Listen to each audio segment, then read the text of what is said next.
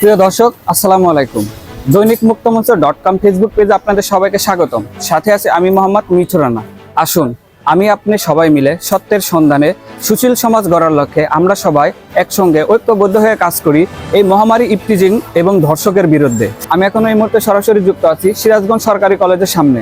আমি ঘটনাস্থল থেকে যতটুকু জানতে পেরেছি যে এখানে কলেজ ছুটি হওয়ার পর বিভিন্ন ধরনের বকাটে ছেলেপেলেরা বসে থাকে। কলেজ ছুটি হওয়ার পর তারা মেয়েদের পিছু পিছু যায় এবং মেয়েদেরকে বিভিন্ন ধরনের প্রেম ও ভালোবাসার প্রস্তাব দেয়। সেগুলো তারা প্রত্যাখ্যান করায় মেয়েদেরকে ছেলেপেলেগুলো প্রতিদিন উত্তপ্ত করে। সিরাজগঞ্জ রাশেদুজ্জোহা মহিলা কলেজ এবং সবুজ কানন স্কুল অ্যান্ড কলেজের আশেপাশ থেকে যতটুকু জানতে পারি, স্কুল এবং কলেজ ছুটি হওয়ার আগে বিভিন্ন ধরনের বকাটে ছেলেপেলে রাস্তার পাশে ও শিশু হসপিটালের মধ্যে বসে থাকে।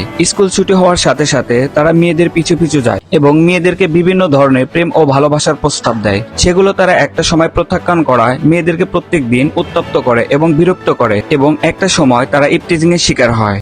আসুন আমি আপনি সবাই মিলে নিজ নিজ এলাকা ও নিজ নিজ শহর থেকে আমার বোন, আপনার বোন, আমার মা, আপনার মাকে এই মহামারী ইফটিজিং এবং ধর্ষকের হাত থেকে রক্ষা করি। এবং সেই সূত্রে আমি সিরাজগঞ্জ জেলা সুপার পুলিশ কার্যালয়কে দৃষ্টি আকর্ষণ করতেছি, আমাদের সিরাজগঞ্জ শহরে যে সমস্ত জায়গায় অপরাধমূলক কাজ ও ইফটিজিং এর কাজ বেশি হয় সে সমস্ত জায়গায় দ্রুত আইনের ব্যবস্থা নেওয়া উচিত।